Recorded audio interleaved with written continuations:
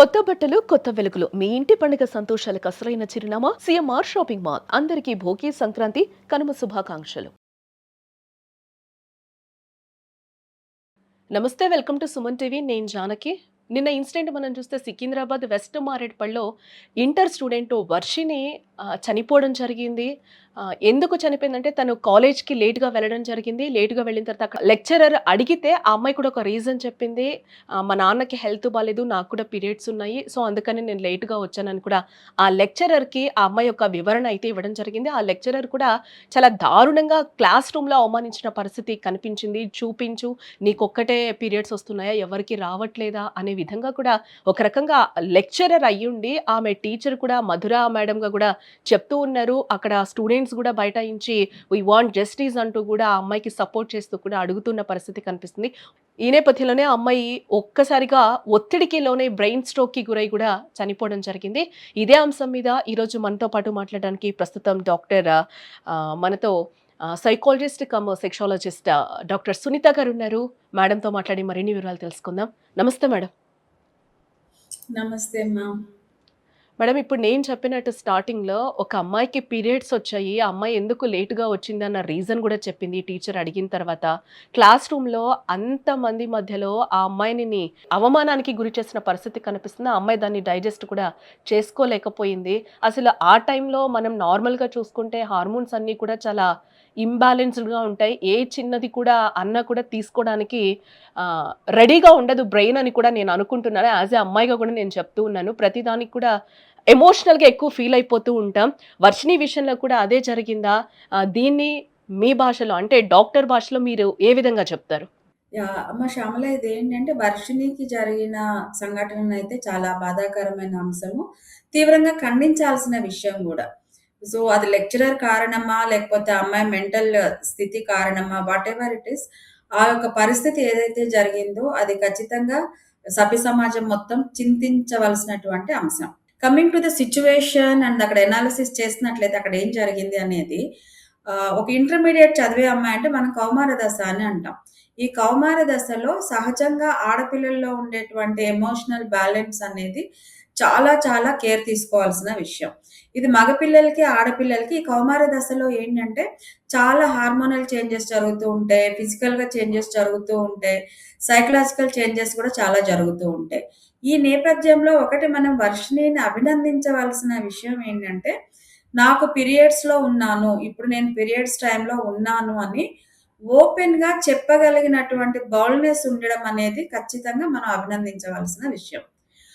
గత కానీ ఒక మీరు డెకేడ్ చెప్పినట్టు బ్యాక్ మనం మీరు చెప్పినట్టు ఎవరు గూడా దాన్ని చెప్పుకోవడానికి చాలా సంశయంగా చాలా యెస్. ఫీల్ అవుతూ ఉంటారు. యాహ్! నేనిప్పుడు చెప్పాలా? చెప్పకూడని విషయమేమో అని చెప్పి. కానీ వర్షినిని ఈ విషయంలో మనం మెచ్చుకోవాలి. బట్ ఖచ్చితంగా అంత స్ట్రెస్‌కి అభినందించాలి. ఎందుకు గురైపోయింది?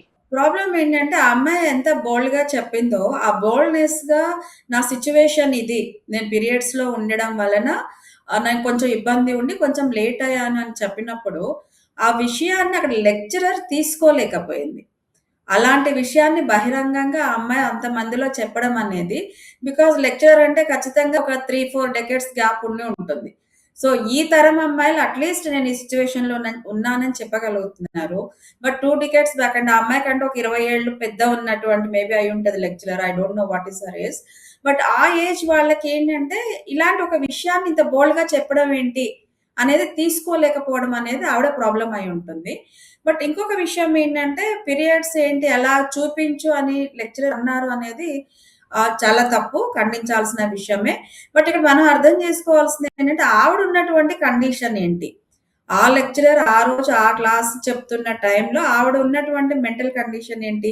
ఆవిడ స్ట్రెస్ ఏంటి? ఆవిడకి బ్యాక్‌గ్రౌండ్‌లో ఏం జరిగిందనేది గూడా ఒకటి మనం ఆలోచించాలి. రెండో విషయం ఏంటంటే, ఆ అమ్మాయి రెగ్యులర్‌గా లేటొచ్చే అమ్మాయా? ఇర్రెగ్యులర్‌గా ఉంటుందా? సరైన క్రమశిక్షణ పాటించడం లేదా? ఎప్పుడూ అలాగే లేటొస్తుందా?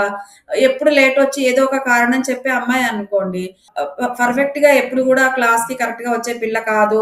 ఏదో చెప్పేసింది నోటికొచ్చింది అన్న ఒక కోపం గూడా ఆ లెక్చరర్‌లో పెరిగుండొచ్చు. సహజంగా లెక్చరర్స్ ఎవరు గూడా స్టూడెంట్స్‌ని వాళ్ళని బాధ పెట్టాలి అని ఎవరు కోప్పడరు. తల్లిదండ్రుల కంటే గూడాను స్టూడెంట్స్ బెస్ట్ స్టూడెంట్స్‌గా ఉంటే లెక్చరర్స్, టీచర్స్ ఎక్కువ హ్యాపీగా ఫీల్ అవుతారు. అక్కడ వర్షిణి చనిపోయింది కాబట్టి we are taking that it's bad incident, దాన్ని ఎవరు కాదనరు. సో ఎవరైతే ఇప్పుడు అందరూ సంఘీభావం తెలుపుతూ ఆ అమ్మాయికి సపోర్ట్ గా ఉన్నారో వాళ్ళని కూడా మనం అభినందించాలి. బట్ ఈ సంఘటనకి రెండు రీజన్స్ మనం చెప్పొచ్చు ఏంటంటే, ఒకటి ఆ అమ్మాయి రెగ్యులర్ గా ఇలాగే ఆలస్యంగా వస్తూ ఏదో సాకులు చెప్తూ ఉంటే లెక్చరర్ దాన్ని తీసుకోలేక ఈ అమ్మాయి ఎప్పుడు అలాగే చెప్తుంది, ఏది చూపించు అని ఒక క్యాజువల్ వేలో ఆవిడ అనుండొచ్చు. బట్ ఆ అమ్మాయికి ఏంటంటే అలాంటి ఒక రీజన్ చెప్పినప్పుడు కూడా లెక్చరర్ నన్ను అవమానించింది అన్నటువంటి స్ట్రెస్ కూడా పెరిగి ఉండొచ్చు. ఈ రెండిట్లో వాస్తవాలు ఏమిటి అనేది ఆ అమ్మాయి బ్యాక్గ్రౌండ్ లో అంటే స్టూడెంట్ గా ఎలా ఉంది అనేది చూస్తే తెలుస్తుంది. రెండో విషయం ఏంటంటే, if she is an really perfect student అయి ఉండి ఎలాంటి అబద్ధాలు చెప్పకుండా నిజమే చెప్పింది అనుకుందాం, లెక్చరర్ కోప్పడేసరికి నిజమే చెప్పింది అనుకుందాం. ఇక్కడ మనం గమనించాల్సింది ఏంటంటే, పీరియడ్స్ లో ఉన్నప్పుడు కౌమార దశలో పీరియడ్స్ లో ఉన్నప్పుడు ఒకలాంటి సైకలాజికల్ స్ట్రెస్ ఉంటుంది. సో నడి వయస్సు వచ్చిన తర్వాత అబౌవ్ 45 ఇయర్స్ తర్వాత పీరియడ్స్ లో ఉన్నప్పుడు మహిళలకి ఒక రకమైనటువంటి ఎమోషనల్ స్టేజ్ ఉంటుంది. అదే మోనోపాస్ కి దగ్గరలో ఉంటారు చూడండి, అరౌండ్ 55-60 ఆ ఏజ్ లో ఉన్న మహిళలు పీరియడ్స్ లో ఉన్నప్పుడు వాళ్ళకు ఉండేటువంటి ఎమోషనల్ స్ట్రెస్ కానివ్వండి, వాళ్ళ ప్రెషర్ కానివ్వండి వేరుగా ఉంటుంది. సో యాక్చువల్‌గా నడి వయస్సులో ఉన్నటువంటి మహిళల్లో పీరియడ్స్ వచ్చినప్పుడు స్ట్రెస్‌ని వాళ్ళు కొంచెం బ్యాలెన్స్ చేయడానికి ఓపిక ఉంటుంది. ఎందుకంటే ఫిజికల్‌గా స్ట్రాంగ్ ఉంటారు, మెంటల్‌గా స్ట్రాంగ్ ఉంటారు, కొంచెం మెచ్యూరిటీ ఉంటుంది, రెస్పాన్సిబిలిటీస్‌ని తీసుకునే ఏజ్ నడి వయస్సు అనేది. ఆ వయసులో ఏంటంటే కొంచెం స్ట్రెస్, స్ట్రెయిన్ ఎక్కువ ఉన్నా గూడా ఖచ్చితంగా చిరాకుంటుంది, మెంటల్ ప్రెషర్ ఉంటుంది. సో అన్నీ ఆ టైంలో మెమరీ లాస్ కూడా ఉంటుందమ్మా. 4, 5 డేస్ మెమరీ లాస్ కూడా ఉంటుంది. అయినప్పటికీ కూడా ఈ మిడిల్ ఏజ్‌లో నడి వయస్కులో ఉన్న వాళ్ళు ఎవరైతే ఉన్నారో వాళ్ళు స్ట్రెస్‌ని హ్యాండిల్ చేయడం అనేది కంపారిటివ్‌లీ ఈ కిషోర బాలికలు అంటారు గదా! మన ఆహ్, అడాలసెంట్ గర్ల్స్ అండ్ దెన్ మొనోపాస్‌కి దగ్గరున్న వాళ్ళతో పోలిస్తే వీళ్ళు కొంచెం స్ట్రాంగ్‌గా ఉంటారు. కమింగ్ టు కిషోర బాలికలు ఎవరైతే ఉన్నారో అంటే మన అడాలసెంట్ గర్ల్స్, ఇప్పుడు మన వర్షిణి ఏజ్ గ్రూప్ పిల్లలు ఉన్నారో వాళ్ళకి ఏంటంటే అది ఒక ఆ ప్రాసెస్‌ని ఇప్పుడు అసహించుకునే స్టేజ్. అబ్బా! ఈ 3 డేస్ ఎందుకుంది లైఫ్‌లో? ఇది అవసరమా? దేవుడు ఎందుకు ఇది పెట్టాడు? లేకుండా చేయొచ్చు కదా! అదేంటంటే అదొక అన్నెసెసరీ యాక్టివిటీ నా బాడీలో జరుగుతుందనేది ఈ తరం పిల్లల్లో ఎక్కువుంది. దీనికి రీజన్ ఏంటంటే తగినటువంటి ఎందుకు ఇలా జరుగుతుంది? ప్రతి మహిళకి ఎందుకు ఇలా జరుగుతుంది అని తల్లులు కానీ, పెద్దవాళ్ళు కానీ వాళ్ళని గైడ్ చేయట్లేదు. ఇదొక కంపల్సరీ ప్రాసెస్. దీనివల్ల మన హెల్త్ బావుంటుంది. ఇదే మనకి పునరుత్పత్తికి సహాయపడే ప్రక్రియ. ఇదంతా కూడా ఎవరు చెప్పట్లేదు. అదే మీరు 3, 4 డెకేడ్స్ బ్యాక్ వెళ్తే అమ్మాయి మెచ్యూర్ అయిందంటే, ఆ అమ్మాయిని కూర్చోబెట్టి ఒక 7 రోజులు, 9 రోజులు సంథింగ్ కూర్చోబెట్టినప్పుడు ప్రతిరోజు చుట్టాలొస్తారు. చుట్టుపక్కల ఉన్నవాళ్ళు పెద్దవాళ్ళొస్తారు. అమ్మ ఇవి తినాలి, ఇవి తింటే మీకు నొప్పి తగ్గుతుంది, ఇది తింటే ఎక్కువ బ్లీడింగ్ అవుతుంది, ఇది తింటే మీకు క్లాట్స్ తగ్గుతుంది. సో ఇలాంటి ఫుడ్ తినాలి అని చెప్పడము. ఇంకోటి ఏంటంటే మన సాంప్రదాయంలో పిల్లల్ని కూర్చోబెట్టినప్పుడు పేరెంట్ అని ఉండేవాళ్ళమ్మ. వాళ్ళు సాంగ్స్ పాడేవాళ్ళు. మెచ్యూర్ అయినప్పుడు ఒక పాట రూపంలో ఆ అమ్మాయికి చెప్పడానికి ట్రై చేసేవాళ్ళు. బయోలాజికల్‌గా ఎలాంటి చేంజెస్ ఒస్తాయి, మెంటల్‌గా ఎలాంటి చేంజెస్ ఒస్తాయి, దాన్ని ఎలా మనము కంట్రోల్ చేసుకోవాలి, ఎలా బ్యాలెన్స్ చేసుకోవాలి అనేది. ఇంకొకటి మనకి సాంప్రదాయబద్ధంగా మన శాస్త్రాల ప్రకారం చూస్తే ఆ 3, 4 డేస్ చక్కగా అమ్మాయిని పక్కన కూర్చోబెట్టేవాళ్ళు. ఇంట్లోకి రానిచ్చేవాళ్ళు కాదు. అది మనం ఇప్పుడు తప్పంటున్నాం అనుకోండి. ఫెమినిస్టులందరూ కోప్పడతారు. బట్ ఆ 3 డేస్ ఇట్స్ గివింగ్ రెస్ట్. ఒక అమ్మాయికి అప్పుడుండేటువంటి మానసిక స్థితికి, శారీరక స్థితికి ఏంటంటే గివింగ్ రెస్ట్. సో దానివల్ల శాస్త్రాలు కూడా అవే ఏంటంటే చెప్తున్నాయి గదా మేడం! యెస్. సో, దాన్ని మనమేంటంటే కొంచెం ఏదో గ్లోబలైజేషన్ ప్రాసెస్‌లో వృత్తి బాధ్యతలవ్వచ్చు, విద్య కోసం అవ్వచ్చు, దాన్ని కొంచెం ఓవర్‌కమ్ చేసి కొంచెం బయటకొస్తున్నాం.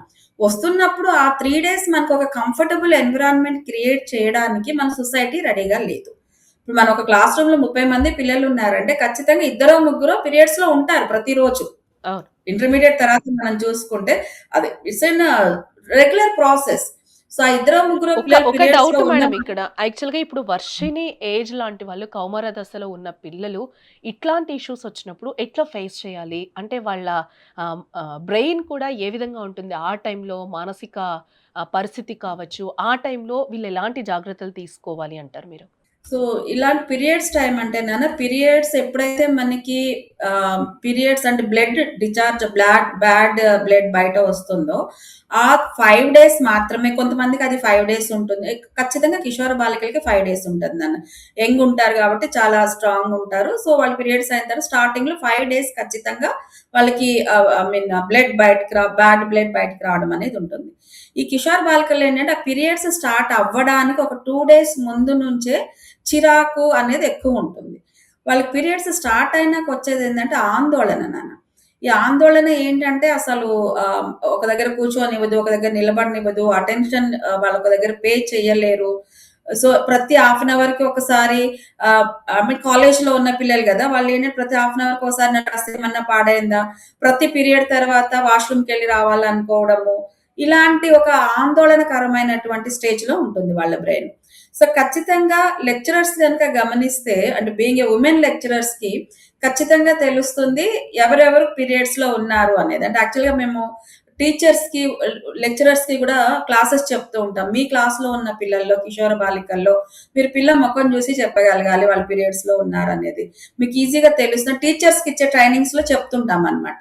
సో, వాళ్ళు బోర్డ్ వైపు చూడరు కంటిన్యూయస్‌గా. టీచర్ వైపు కంటిన్యూయస్‌గా చూడరు. ఎటో గాల్లోకి జూస్తూ ఆలోచిస్తూ ఉంటారు. నోట్స్ తీసుకోరు. వాళ్ళ బాడీ లాంగ్వేజే ఇలా ఉంటుంది అనేది మేము లెక్చరర్స్‌కి, టీచర్స్‌కి ట్రైన్ చేయడానికి ట్రై చేస్తున్నాం.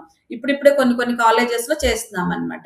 సో, అలా ఉన్నటువంటి స్టేజ్‌లో నాట్ ఓన్లీ థిస్ 5 డేస్, దానికి ముందు ఒక 2 రోజులు టోటల్‌గా ఒక మంత్‌లో 7 డేస్ కిషోర బాలికలు ఖచ్చితంగా డిస్టర్బ్డ్ స్టేజ్‌లోనే ఉంటారు. సో, అది పెద్దవాళ్ళు ముందు గ్రహించాలి. పర్టిక్యులర్ కాలేజ్‌కి వెళ్ళడం కంటే ముందు ఇంట్లో తల్లిదండ్రులు అవ్వచ్చు, అమ్మ, నాన్న, తమ్ముడు, చెల్లి ఇదేంటి చిరాగ్గా ఉంది, డిఫరెంట్‌గా బిహేవ్ చేస్తోంది. తెలిసిపోతది. నన్ను రెగ్యులర్‌గా 5 గంటలకు లేసే పిల్ల 5 గంటలకు లేవదు. ఒక అరగంట అటు ఇటు డొల్లుతూ ఉంటుంది. అమ్మ ఏదైనా పని చెప్తే చేస్తానులే ఉండు. ఆ! లేస్తున్నాలే. ఏదైనా అమ్మ గాని, నాన్న గాని పని చెప్తే చిటుక్కున లేసే పిల్ల, ఆ! వెళ్తున్నా, ఆ! చేస్తా, నాకే చెప్తారెందుకు? తమ్ముడికి చెప్పొచ్చు కదా! అక్కకి చెప్పొచ్చు కదా! ఇలాంటి ఒక రెస్పాన్స్ ఇస్తుంటారు. అదేంటంటే జస్ట్ చిరాకుతో స్టార్ట్ అవుతుంది. ఇంట్లో ఉన్న పేరెంట్స్ కానీ, పెద్దవాళ్ళు గాని అర్థం చేసుకొని ఓకే. ఇది పీరియడ్స్ టైమ్‌లో ఉంది. కొంచెం రెస్ట్ ఇద్దాం. కంప్లీట్‌గా మనం 3 డేస్, 5 డేస్ బయట కూర్చోబెట్టి రెస్ట్ ఇవ్వట్లేదు గదా! ఇప్పుడున్నటువంటి గ్లోబలైజేషన్ ప్రాసెస్‌లో అది కుదరట్లేదు. సో, అలాంటప్పుడు వీలైనంత వరకు ఇంట్లో పెద్దవాళ్ళు అర్థం చేసుకొని ఆ సిట్యుయేషన్‌ని వాళ్ళకి సహకరించాలి. రెండవది ఏంటంటే పీరియడ్స్‌లో ఉన్నప్పుడు ప్యాడ్స్ వాడే విధానం గూడా చాలా ఇంపార్టెంట్. సో, ఏదైతే మనం శానిటరీ నాప్కిన్స్ వాడతామో ఇప్పటికి కూడా కొన్ని కుటుంబాల్లో పాత క్లాత్ వాడే సిట్యుయేషనే ఉంది. సో, దాని వలన కూడా వీళ్ళకి చాలా మేనేజ్‌మెంట్ ఇంకోటేంటి ఆ క్లాత్ కూడా వాష్ చేసి మరీ వాడతారు. సో, అది ఒక రకమైనటువంటి ఇబ్బంది. రెండవది శానిటరీ నాప్కిన్స్ మన కంఫర్టబుల్ ఏది కంఫర్ట్‌గా ఉంటుందనేది డిసైడ్ చేసుకోవడం గూడా అమ్మాయి యొక్క లేదా మహిళ యొక్క బాడీ పర్సనాలిటీని బట్టి ఏ సైజ్ వాడాలి అనేది కూడా మనం అవగాహన కల్పించాలి. ఏదో షాప్‌కెళ్ళి నాకు శానిటరీ నాప్కిన్ ఇవ్వమంటే వాడి దగ్గర ఏదో ఉంది ఇస్తాడు.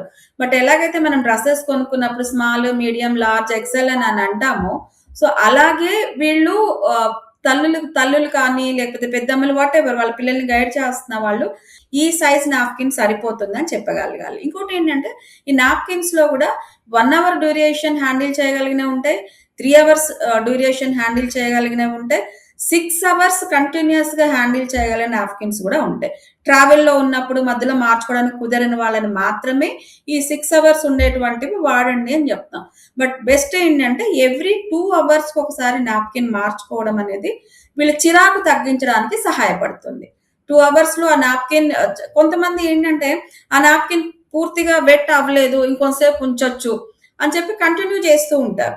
సో, అది కూడా ఏంటంటే ఇట్స్ నాట్ గుడ్. అంటే ఒకసారి 2 drops or 3 drops or 10 ml or 20 ml bad blood మీ నాప్కిన్‌లోకి వచ్చిన తర్వాత సో, అది 2 అవర్స్ కంటే అది అలాగే ఉంచడం అనేది కరెక్ట్ కాదు. దానివల్ల మీకు ఇన్ఫెక్షన్ వచ్చే ఛాన్సెస్ ఉంటుంది. సో, ఎప్పుడైతే మనం ఎవ్రీ 2 అవర్స్‌కోసారి నాప్కిన్ చేంజ్ చేసుకుంటూ ఉంటామో కొంచెం ఫ్రెష్‌నెస్‌గా ఉండేటువంటి ఛాన్స్ ఉంటుంది. దానివల్ల మెంటల్ ప్రెషర్ తగ్గేటువంటి ఛాన్స్ ఉంటుంది. సో, వర్షిణి విషయంలో ఐ ఫీల్ తను బ్యాక్‌గ్రౌండ్‌లో ఎలాంటి ఒక పీరియడ్స్‌లో ఉన్నటువంటి తీసుకోవాల్సిన జాగ్రత్తలు తీసుకుందో లేదో తెలియదు. The second thing food. మామూలుగా తినే ఫుడ్ కంటే గూడా పీరియడ్స్‌లో ఉన్నప్పుడు ఇంటేక్ ఎక్కువుంటుంది. ఇంటేకు ఖచ్చితంగా ఈ కాలం పిల్లలు ఏమైపోయిందంటే స్లిమ్‌గా ఉండాలి, జీరో సైజ్ బాడీస్ అనేసి ఫుడ్ బాగా తగ్గిచ్చేస్తున్నారమ్మా. యెస్, మీ బాడీని మీరు మెయింటైన్ చేసుకోవడం ఒక వుమెన్ అనేది గుడ్. I appreciate. ఎందుకంటే తన మీద నేను అందంగా ఉన్నాను, నేను బాగున్నాను అన్న ఒక కాన్ఫిడెన్స్ ఉన్నప్పుడు సో మెంటల్ కాన్ఫిడెన్స్ కూడా పెరుగుతుంది. వర్క్‌లో కూడా మన ప్రొడక్టివిటీ పెరుగుతుంది. I appreciate that. But in the same time మన బాడీకి కావాల్సినటువంటి మినిమమ్ ఇది కూడా ఇవ్వాలి కదా!